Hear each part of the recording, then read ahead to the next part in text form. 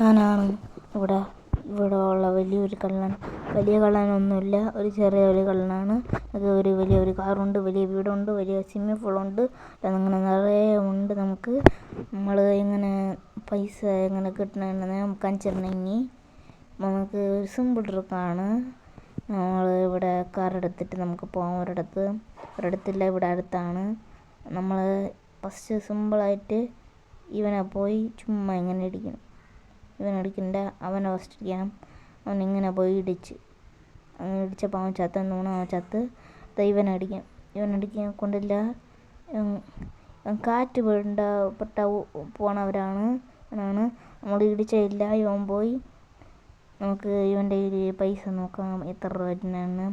ഇവൻ്റെ കയ്യിൽ 80,000 രൂപ ഇരിക്കുന്നു.